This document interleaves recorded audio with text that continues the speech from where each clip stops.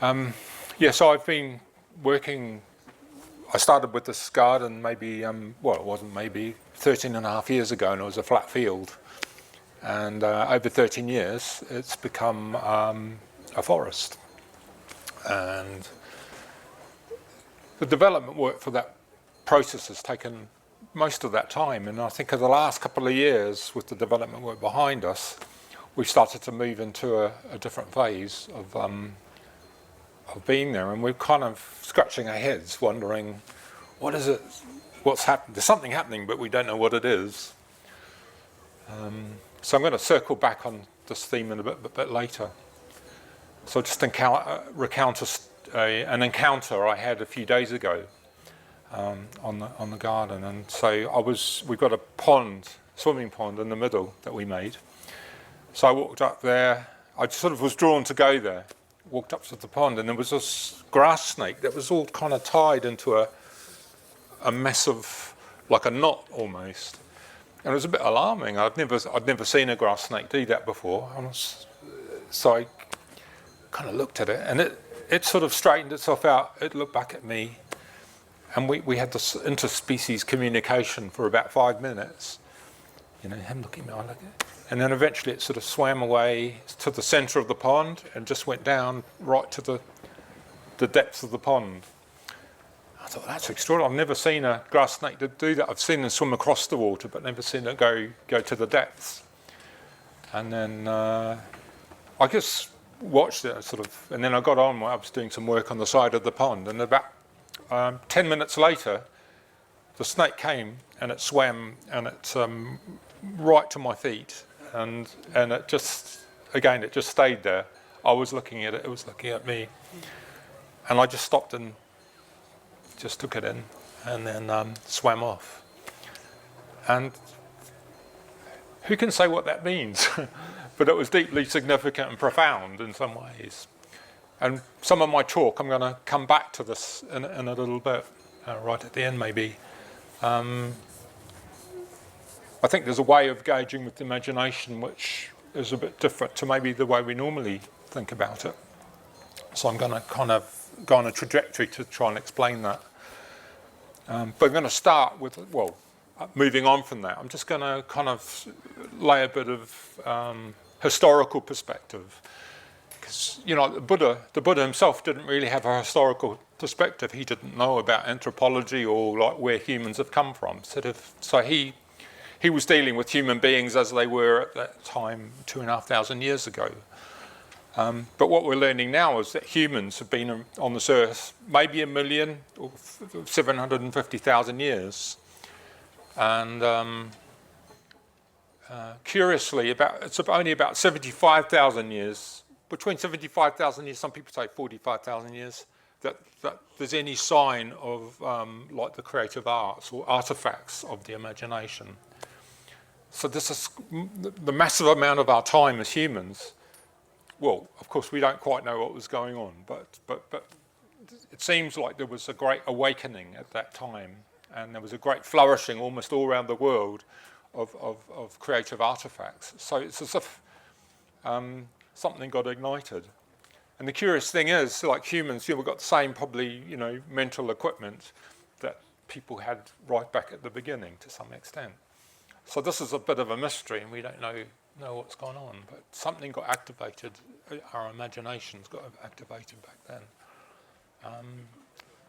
So what was that? I don't know. It's again another bit of a mystery.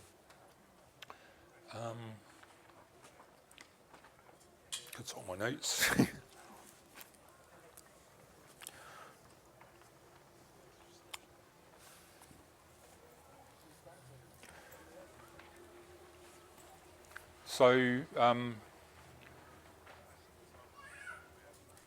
Yuval Harari, sort of an author who wrote quite a sort of influential book called *Sapiens*, talks about this kind of awakening or this moment, and he says that since then, that human beings, or like round about that time, it's what's made us sort of the most successful species. Is the fact that we tell stories to one another.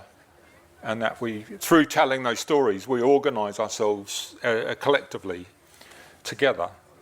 And it's, I suppose culturally speaking, it's the stories which unify us and give us kind of our power and make us sort of dominate the world at large. But I think also it's not just stories.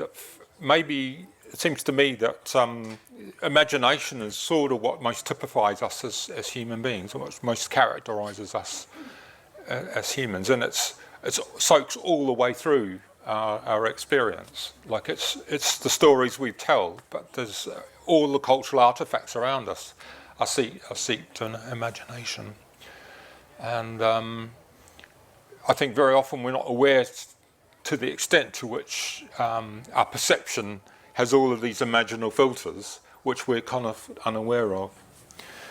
And just before I go on, I was just researching this, and it seems like in terms of our brain, I'm not saying that our imagination necessarily comes from the brain. It might do.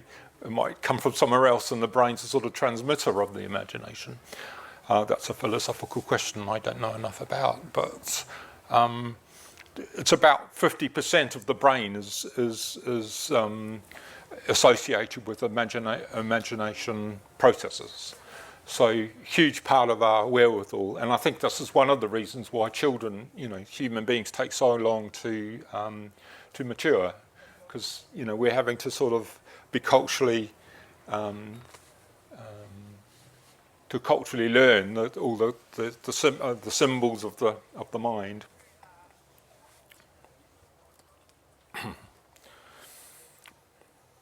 So it seems to me that the imagination is a bit of a double-edged sword. So in one way, it's this amazing creative tool that we have, but on the other hand, it's the thing that causes us a lot of problems.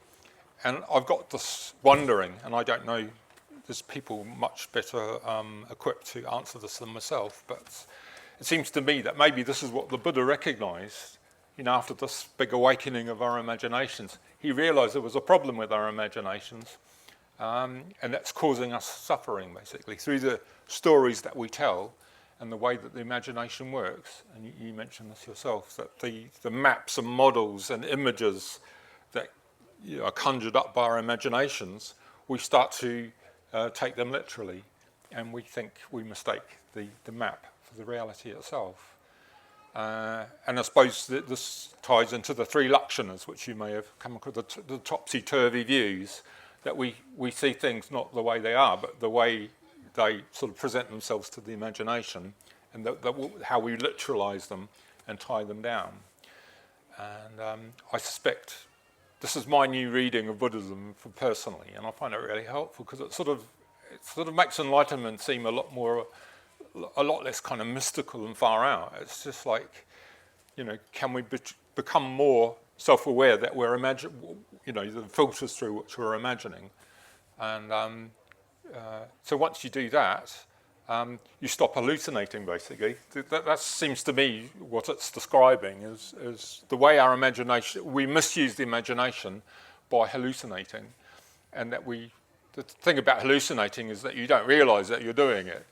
And the minute you realise you're doing it, you've stopped hallucinating because you realise, it's just you sort of see through it and beyond it. So I found that personally a really helpful reflection. But it's, I'm just saying that's just me. That's just me, and just sharing it with you because I found it helpful. Yes, I've done that. Okay, so I just want to talk about, I think that we've got this current view of the imagination, and I think it comes back from maybe the Renaissance time when these amazing artists, these individual artists. So prior to the Renaissance, like artists were just anonymous. They didn't sign their works. They were just, it was just another job that people did, and probably, esteemed and everything, but they weren't the great artists of whatever. So there's a great sort of egoic, heroic view of artists that we've got now. And, people will say, I just haven't got an imagination. Well, we've all got imaginations. It's just, we're misusing them probably. But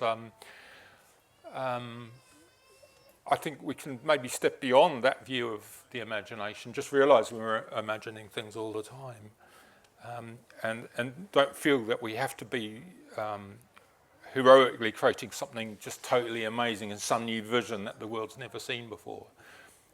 We can relax about that and just realising we're imagining all the time, and open up to other possibilities.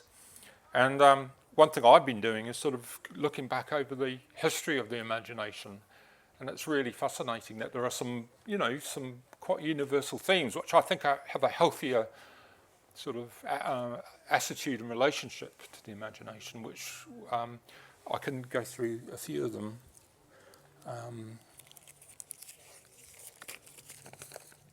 So one idea was the world soul.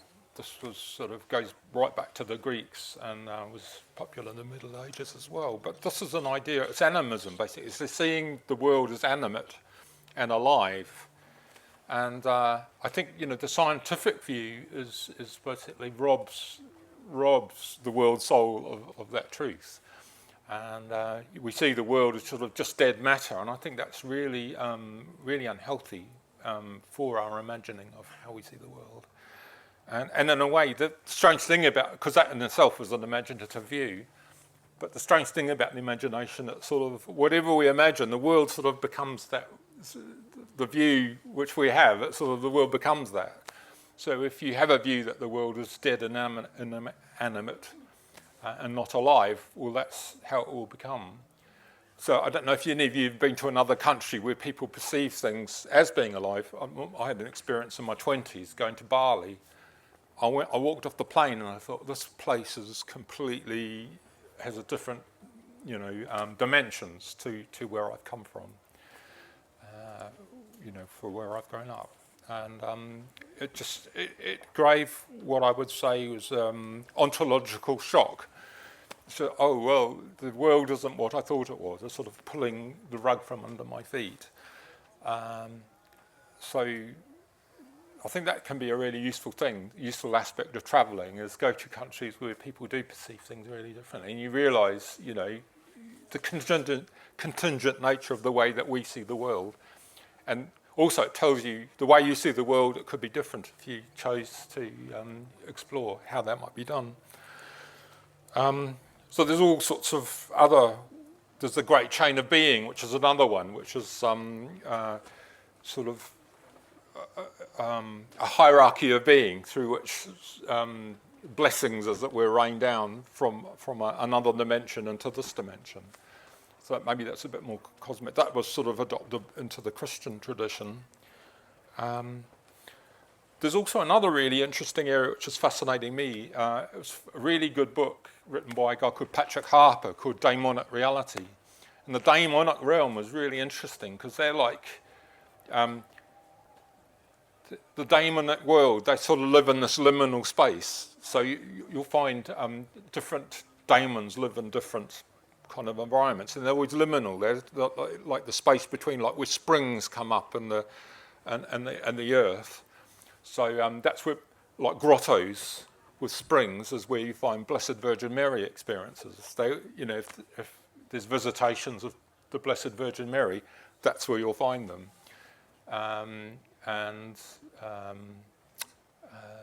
Black dogs are by rivers, apparently. And the one that's really fascinating to me at the moment, I don't know if anyone else is going down this little rabbit hole, but the whole UFO thing, I think, could be a daemonic experience. Because the interesting thing about daemons, it's a bit like they're archetypes that are clothed according to the conditions of the people who they're presenting to. So, like in another culture, that daemonic experience would be, clothed in a different way. So interestingly, like the UFOs sort of come down from the sky with a blaze of light, and interestingly, they've got this attraction to nuclear power plants. So I'd say a nuclear power plant is a kind of liminal place, and it's quite sort of profoundly associated to our current dilemmas as well. And maybe there's a message there. I don't know, and I don't want to take this too far, but this there's clearly something interesting going on there, and I'm not saying daemons don't necessarily physically exist, although they might do. Maybe they're a projection of our imaginations, and they almost like hover between being physically real and subjective, almost like a waking dream or something like that. And I don't claim to really understand it. And the cool thing about daemons is they're ontologically shocking because you're destabilized.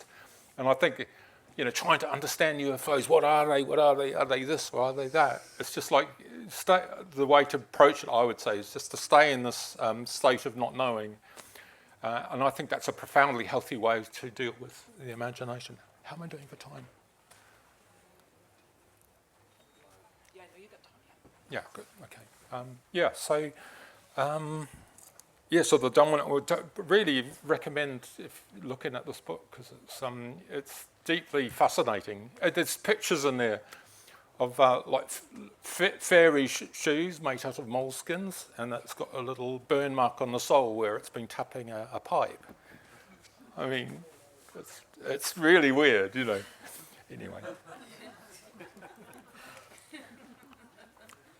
And then there's the whole realm of myth that's passed on, and I think myths are very interesting because they're multi-layered archetypal stories, basically, and that, very often they can be universal.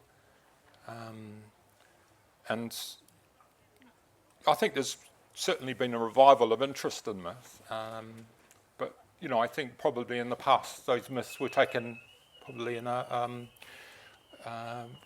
were saturated in the culture much more. Another interesting one I was thinking of is the concept of the muse. I said that at the beginning, summoning the muse to speak through me. So rather than I'm going to tell you how it is, you say, the muse, let the muse communicate through me to you. So, for a muse of fire that would ascend the highest heaven of invention. That's how King Henry V starts. And I really like that idea because it's takes the pressure of you as an ego. It's like, okay, well, I'll just open up the floodgates and see what comes out. And again, it's moving away from that idea of the heroic artist and, I've got all the answers and this is what you must do. And it's more like accepting that there are higher inspirations that work through you rather than from you. So I think that's a healthy way to look at things. I was just also thinking actually driving here that also the similar idea with the really ancient Greek plays that they were done with masks on, interestingly, and the actors would look at the mask to sort of summon up the muse, or summon up the character to sort of work through them. And the whole idea of the mask, it wasn't like the egoic person acting it out, it was like a force working through them. And then the great thing about masks is then you take it off and then you say thank you and put it back up on the wall. And so you sort of identify with the mask and then you disidentify from it as well. So that's the sort of, like I was saying before, if we could do that with our imaginations a bit more, it's just identify when we're projecting through our imaginations and then disidentify from it and then say thank you very much. That was helpful, but now I'm going to move on into the open dimension of being and wait for some new imagining to come forth. I was just thinking contrasting. First of all, last night with the ritual ceremony and doing the Rata Sutta. I think that's a Ratna Sutta. So summoning up all the deities in the area and calling them forth to support what we're doing. I think this is a really good approach. And maybe it's a bit like what you're saying. I think we're at a stage in culture it's really difficult to identify particular deities and beings. I think what we've got to do is stand back and invite them to come, and when they're ready, they'll present themselves to us, and we won't have any doubt about who they are. Maybe it's a snake, for instance, or whatever. And also, I think, making places for deities and beings, we don't make homes for them. I think we need to do more of that, make little shrines over the place, and not necessarily put images in it, but we make offerings to those shrines, invite the beings to come and inhabit it, and see where it goes, and just be open, and rather than really try and define what these beings are. Just assume that they're there and that they'll present themselves when they're ready to present themselves to us. So this is what I'm going to start. I've just had an amazing talk with a Cooper who's writing a book about the imagination. Visited me a few days ago and totally changed my talk as a result of it, and realised I was talking in a really one-dimensional way before. And I just come away, that's what I want, because I've had this frustration a bit like yourself, just like, oh, no, I want to, how do I engage with this? But I think this is the way to do it, is just have a very open doors policy, and just to make offerings to them and give them food, say, well, you're welcome, and just be open, and, and that over time, I'm convinced that something will start happening.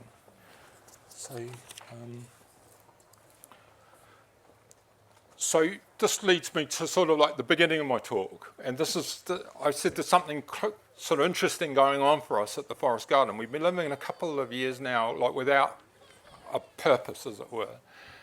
And what I've started this conversation with people to say, what's going on? I said, well, I don't quite understand it, but we start to experience time in a really different way. Time is, it's different, and it doesn't have a word. Well, it didn't have a word, but then I discovered it does have a word. And it's in the old Greek, the Greek conception had, there's two types of time. Well, I think they had quite a few different types of time, but one is chronos, which is linear time. So it's the time you've got when you've sort of got to be at work, and your time's all like on a grid, and you've got to be somewhere, and it's all very, there's never enough of it, and it's constricting sort of thing. It's when you're organised and you've got to be somewhere at a particular place, a particular time, all the time. Most of our lives are sort of organised like that. However, there's another type of time, which I think is the one we've been experiencing. This is kairos, it's called. And it means, I think it means the right time. And how I understand this is, I better look at my notes because some juicy words in there. It sort of invites a sense of synchronicity. So I think that the experience I told you about the snake, I was moved to go up to the pond by my intuition, which said I need to be up at the pond, but I don't know why, And it wasn't a strong impulse, but it's like it was my intuition that determined what I did, rather than looking at my diary. So, I go up to the pond at 2:00. So I was drawn to go up there, and it's a bit like my fate was awaiting me. And I've had this quite a few times in my life. And it's often when I've been travelling, and I've woken up in the morning, I've got to be off today, and then something amazing has happened, and then I can reverse engineer it and say, I was meant to go because this experience was awakening, and maybe that's true, and maybe it isn't, but some pretty cool things have happened as a result of that. So the right time. And the world sometimes it's like the world starts to become a bit more psychoactive, like the objective world and the subjective world. It's a bit like there's a bit of a dance going on, and something deeply significant to you that you've been wondering about. Just suddenly, some outside of your current knowing comes into view, which you wouldn't have done had you, known what you're doing. And it's this ability, it requires this ability to remain uncomfortable with not knowing what's happening. So rather than tying down, I need to feel comfortable, I need to feel organised, and, because it's also a world that transcends the self in some ways, that you let go of your view of yourself, and that you're open to a broader perspective of things, broader, deeper way of view. Often it's imbued with meaning, I think, as well. And that maybe what's starting to motivate you is you've got a meaningful compass, as it were, which through your intuition, you sort of put yourself in situations which means you're more aligned with what's meaningful in your life.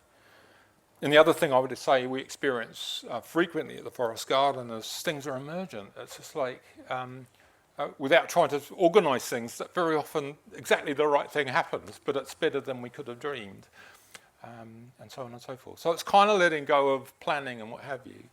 And I can't say it's completely reliable all the time, so don't blame me if you go away and experiment with this. It's not totally reliable, but if you do it often enough, at least we've experienced that things that we can't imagine often happen, and they happen frequently. Yeah, so beyond the boundaries, place of no identity. Anyway, so I don't have a great mythical ending, but I'll leave you in the uncomfortable silence of not knowing what's going to happen next.